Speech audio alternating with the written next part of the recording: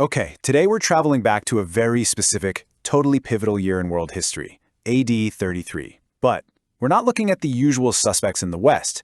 No, instead, we're setting the stage for a massive, cinematic historical epic over in the East. We're talking agrarian rebellions, total societal anarchy, teenage puppet emperors, and, my personal favorite, high-stakes naval warfare on one of the world's greatest rivers.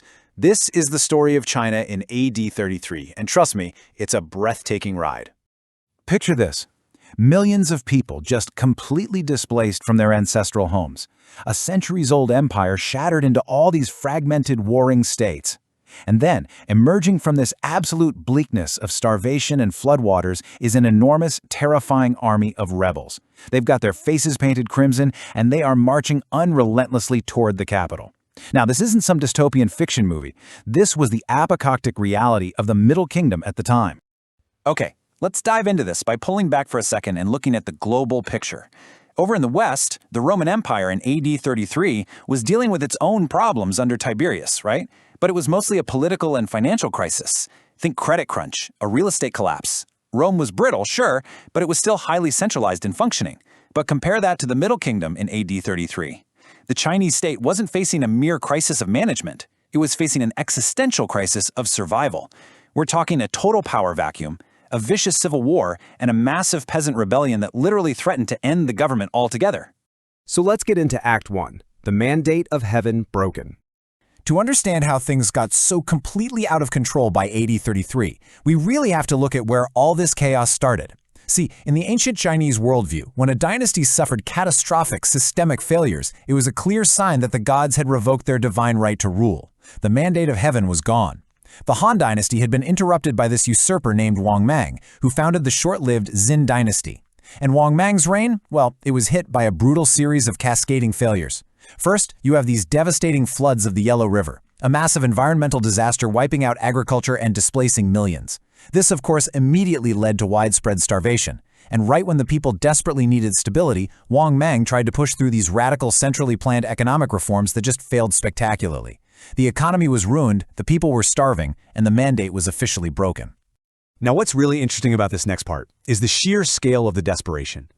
Out of this flood-ravaged landscape rises one of the most powerful and persistent rebel movements in Chinese history, the Qimei, or the Red Eyebrows. And unlike your typical small bands of outlaws, this was a massive agrarian revolt. They engaged in some seriously brilliant yet terrifying psychological warfare. To distinguish themselves in the chaos of battle and, to strike absolute terror into the imperial soldiers, these desperate peasants actually painted their eyebrows crimson using blood-red dye. And to give you an idea of just how formidable this movement became, look at this number, 100,000. That's the size of the massive, highly trained regular army that the Xin Dynasty sent to crush the Red Eyebrows. And the result? The imperial forces, commanded by these senior generals, completely lacked discipline, and they were absolutely annihilated by the terrifying crimson-faced rebels. Just like that, the Xin Dynasty's military backbone was snapped. Which brings us to Act 2, the shepherd on the dragon throne. With the imperial army completely destroyed, this dark, chaotic political vacuum opened up. By the time the Red Eyebrows marched on the capital city of Chang'an, their numbers had swelled to a staggering 300,000 men. The Xin Dynasty was wiped off the map. But, as you can imagine, capturing a capital and actually ruling an empire are two very different things. The rebels had incredible military momentum, sure, but absolutely zero administrative infrastructure. So the capital was plunged into total anarchy. Soldiers were looting, supplies were completely depleted. The rebel leaders looked around and realized they desperately needed a legitimate puppet ruler just to give their hordes some kind of legal authority. So how exactly does an army of 300,000 peasants find a legitimate emperor? Well, they scour their own ranks. They end up finding 3 young, totally unassuming boys embedded within the army who just happen to be distant descendants of a former Han prince. And to choose the ruler of the known world, they literally just drew lots. The winner, or I guess the incredibly unlucky loser of this terrifying lottery, was a 15-year-old cattle herder named Liu Penzi. Let's zoom in on this for a second because it's wild. You have this massive 300,000-man army surrounding a terrified, reluctant teenager, ripping him away from his cattle and forcing him to sit on the dragon throne. And this brilliantly illustrates the utter tragedy of the whole situation. Check out this quote. At a New Year's gathering, while the rebel army was still violently pillaging the countryside, this 15-year-old boy emperor jumped off his throne, took off his imperial seal, and literally begged his captors through tears. He said, "Now there is an emperor, but everyone continues to act as robbers. The people hate us and do not trust us. Please return my body to me." It's just a heartbreaking moment, right? A child begging to step down while anarchy reigns all around him. The generals physically forced him back onto the throne, but the writing was on the wall. The red eyebrows simply could not govern. Now we enter our final act, Act 3, the tactical climax. While the red eyebrows were starving and freezing in the capital, the legitimate Han Emperor, Guangwu, was steadily building power and fighting to restore order to this shattered empire in AD 33.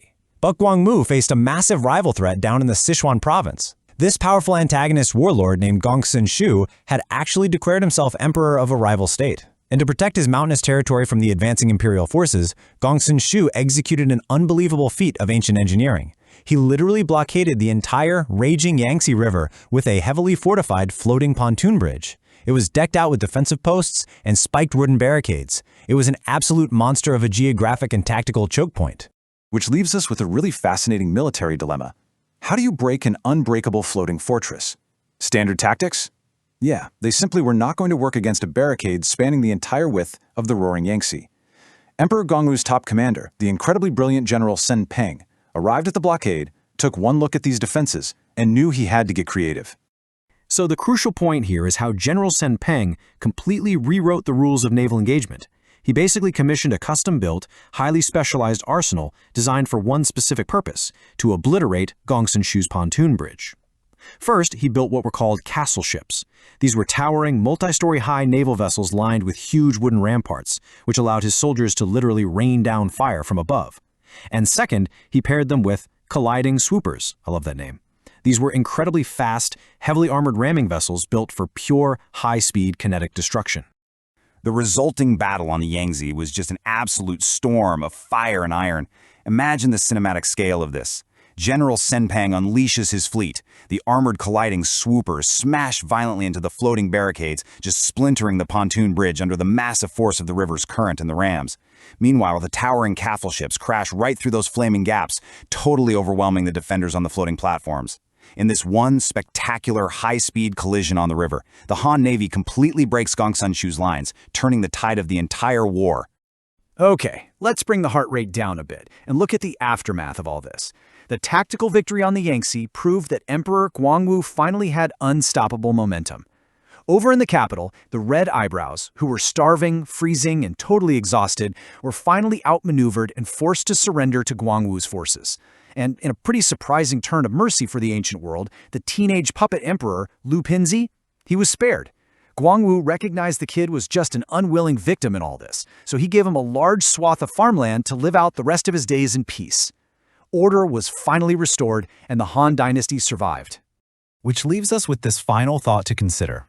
We just saw a civilization brought to the absolute brink of extinction by environmental disaster and political failure.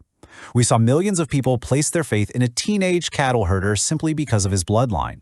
And we saw a brilliant general forging a new path through fire and iron on the Yangtze River.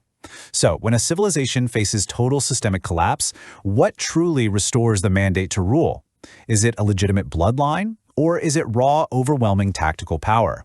It's a question that makes the study of history so endlessly fascinating.